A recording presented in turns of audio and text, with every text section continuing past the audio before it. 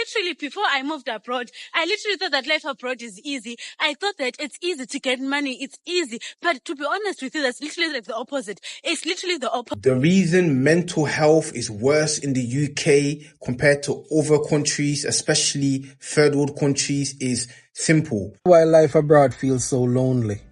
People are stressed, isolated, and so focused on survival that they have forgotten how to truly connect. And for immigrants, that isolation it's harder, especially if you came alone. What is going on? The other day, one lady was crying that the job she got, they said she must have her own car. This is her because she already have international driving license. This lady rushed and bought a car on credit. She's paying 180 now every month. Before you know it now, they cancel her COS. She's still paying. Please, stop pushing people into depression. This is getting too much.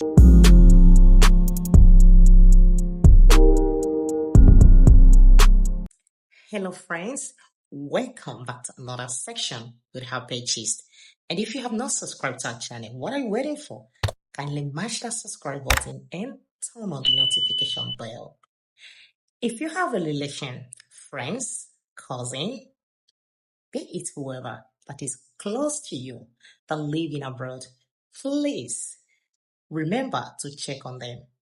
A lot of them are passing through a lot, but they don't want to share it to you. Employers in the UK, employers in London, what is going on? These days, when you apply for a support worker role, within your locus, they will say you must have your own car. Why are you people making it compulsory for everyone to have his or her own car? How much are you paying? Minimum wage, £12.22p. You're making it compulsory for people to have their own car. How much are we earning? How do we pay the road tax, the insurance, every expenses that comes with a car?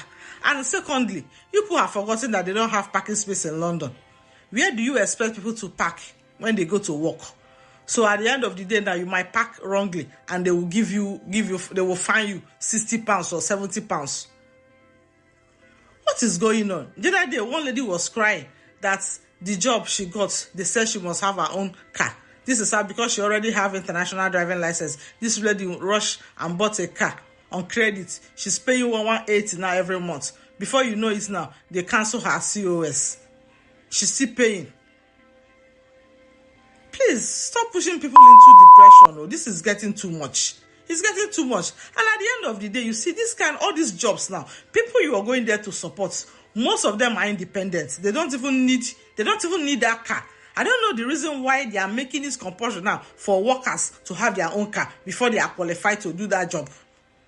Or are you saying this, or you are doing it simply because you want to reduce the number of applicants? If that's the reason why you're doing it, there are so many ways you can do it.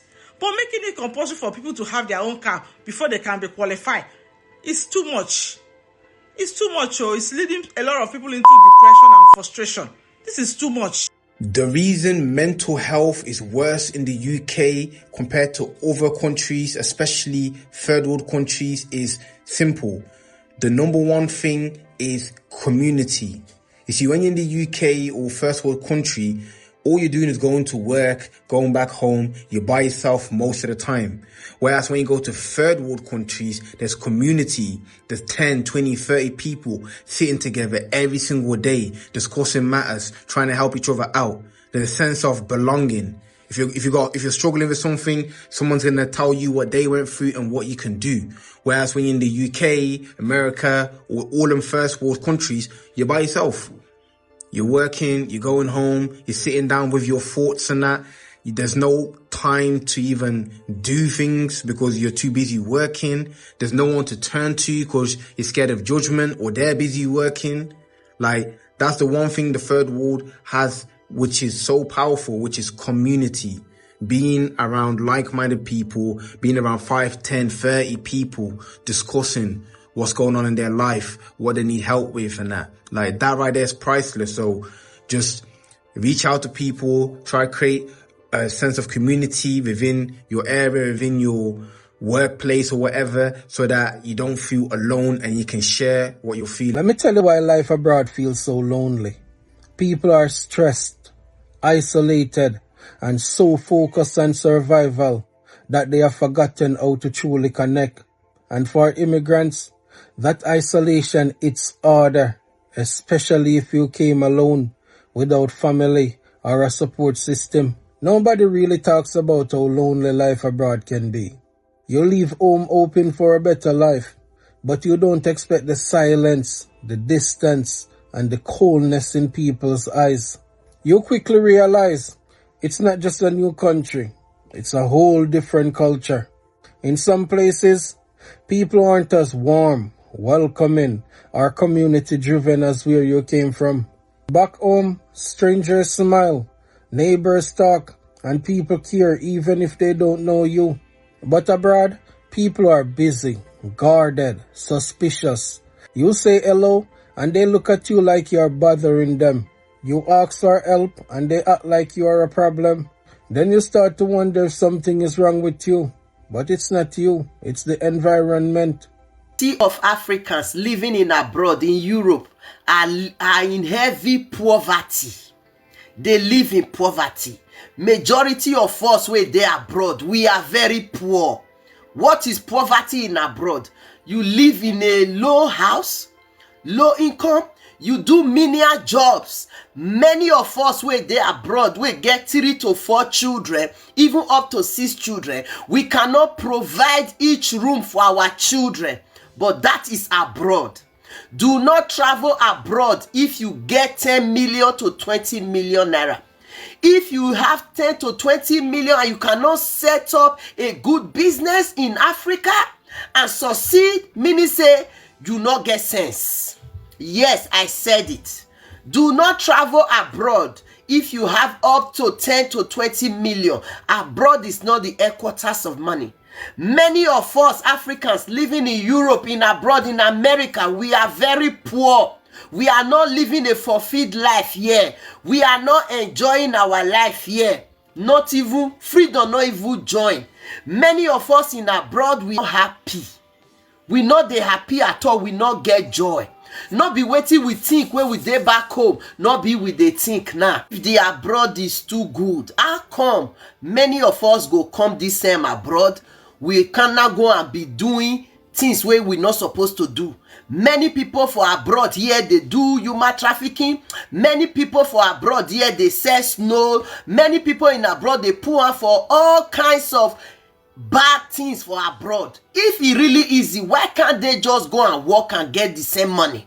That is to tell you, say, abroad is not the headquarters of money. Many of us come here to come build Onibo country, to come work, hard work, lebuke work, pay tax for their country to the better.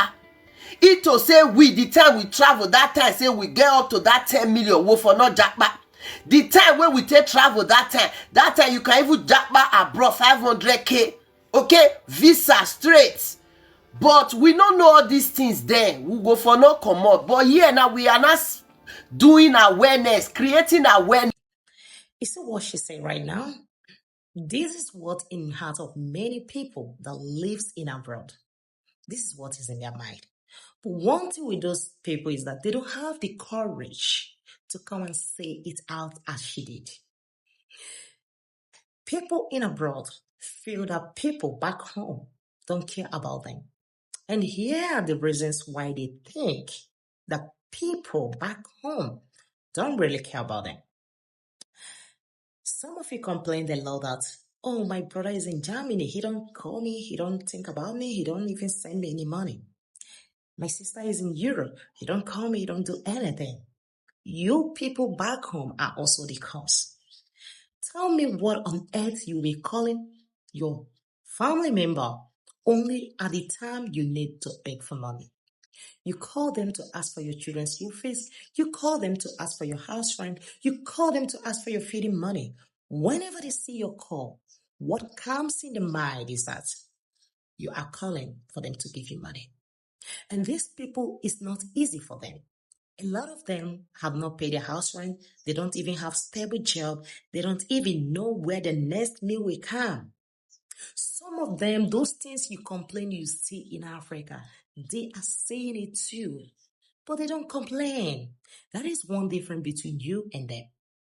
And when some of you are in comfort of your zone, in Africa, you begin to imagine, oh, this my sister is living well. This my brother is living well. Hey, let me tell you, some of them are not living well. Majority of them.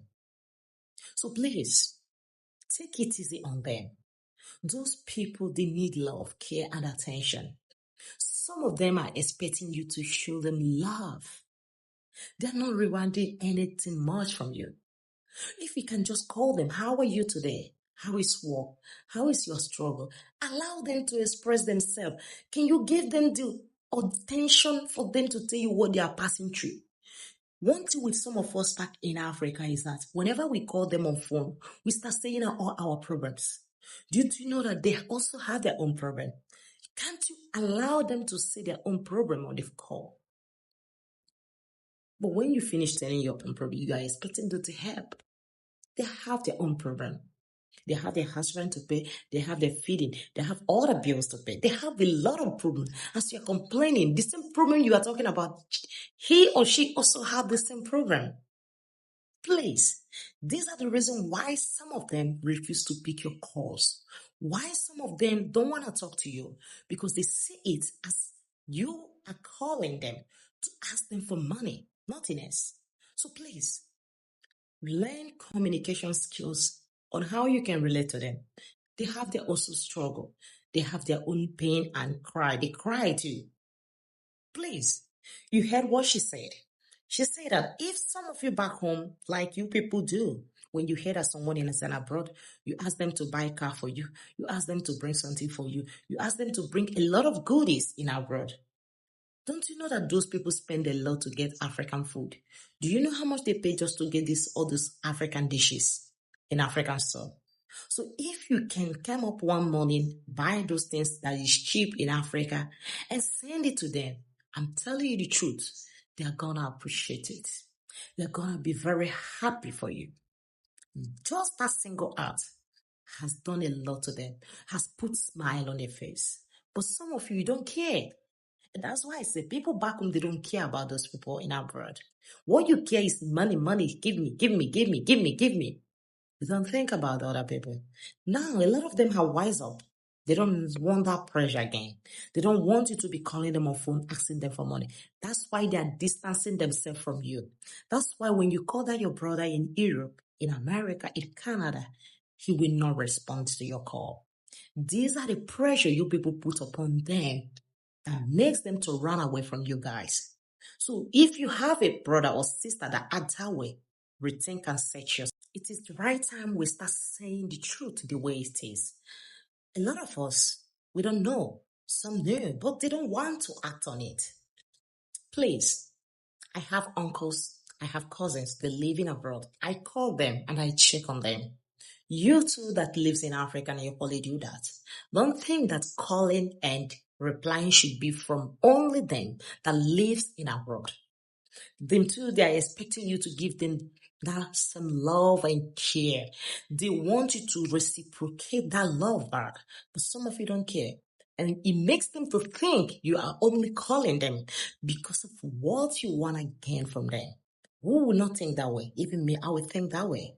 How can you be calling me only when you need something? You can't call me to check on me. You can't call to know my struggle. You can't call to know my hustle and my pain. Do you think they don't have challenges? They do. You are complaining about your house rent. They are complaining about their house rent. You are complaining that things are very expensive in Africa. They are also complaining of things are very expensive in Africa, in abroad. Some of you don't know that this inflation you are talking about are happening in Nigeria, Ghana, Gambia, Uganda, all those places.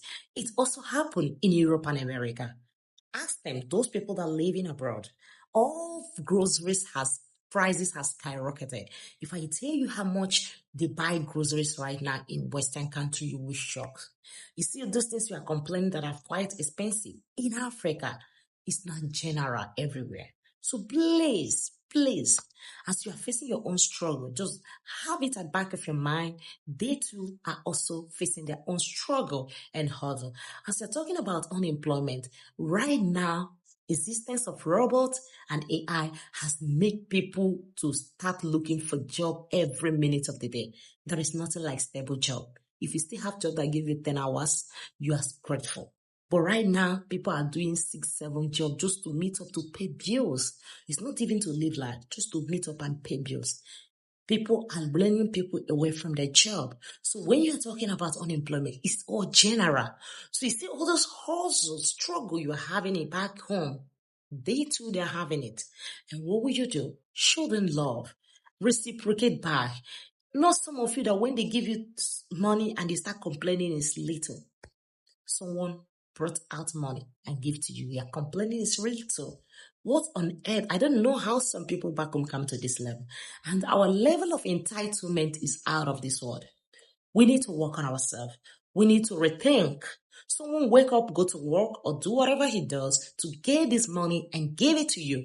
And you are in your comfort zone talking that this money is small. Last time I checked, there are no money is small, no matter how small it is, you work for it. Those people work for those money. No matter small it is, they work for it.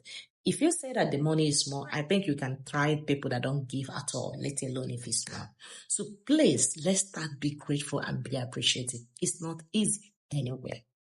It's not easy anywhere. Each places have their own challenges and obstacles. It is better for you to know this and realize that it rains everywhere. It rains everywhere. Check on your brothers and sisters that are living abroad. Ask them how far. Look on them. At least it shouldn't be all the time you call. It's all about asking money, money, money. Sometimes call them, surprise them, ask them how are they doing, how is their work, their challenges. Allow them to see it out. Some of them are being faced with depression and loneliness. They don't have who to talk to. So when you call them and check on them, at least they will have you and talk to you, express themselves. Please give them that stepping ground so that some of them can be free. Abroad is not easy. It's not easy.